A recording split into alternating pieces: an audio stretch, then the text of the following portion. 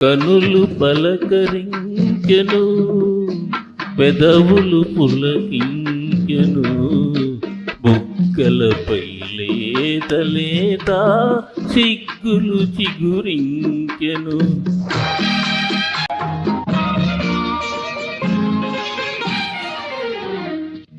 నిన్ను నేను చూసే వేళ, నన్ను నీవు చూతువేళ, నిన్ను నేను చూసే వేళ, నన్ను నీవు చూతువేళ, నేను పైకి చూడగానే నువ్వు నన్ను చూతువేళ, తెలిసిపోయే నీలో ఏదో వలపు తొంగి చూసెను.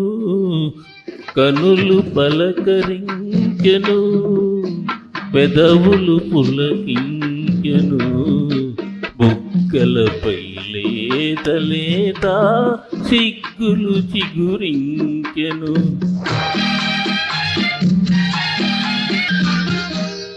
మొలక నవ్వు దాచుకోకు, ఎలుగుపై జార నీకు, కురుల చాటు చేసుకోకు, తెరలు లేవు నీకు నాకు, తెలిసిపోయే నీలో ఏదో వలపు తొంగి చూసెను. కనులు పలకరించెను, పెదవులు పులకించెను, బుగ్గలపై లేత లేత సిగ్గులు చిగురించెను. అందమైన ఈ జలపాతం ఆలపించే తీయని గీతం, తెలిసిపోయే నీలో ఏదో వలపు తొంగి చూసెను. కనులు పలకరించెను, పెదవులు పులకించెను, బుగ్గలపై లేత లేత సిగ్గులు చిగురించెను అని పాట ఇచ్చాను. మామూలుగా ట్యూన్ ఏం చేయాలి? ఇది కనులు పలకరించెను, పెదవులు పులకించెను, బుగ్గలపై లేత లేత సిగ్గులు చిగురించెను అని చెయ్యాలి. అది చేస్తే ఎంఎస్ విశ్వనాథన్ ఎలా అవుతాడు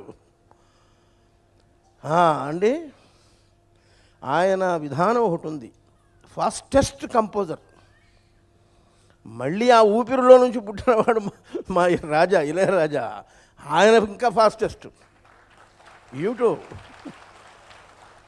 అన్నాడు, వేళ్ళు కదులుతుంటాయి. ఆయన కుర్చీలో కూర్చొని హార్మోనియం పెట్టుకొని కంపోజ్ చేస్తుంటే హార్మోనియం మీద కదిలే వేళ్ళు ఆగవు, ఊగే కాళ్ళు ఆగవు. అది అనుభవం ఉన్న వాళ్ళకి తెలుసు. అలా ఊపుతుంటాడు అన్నమాట మోకాళ్ళు.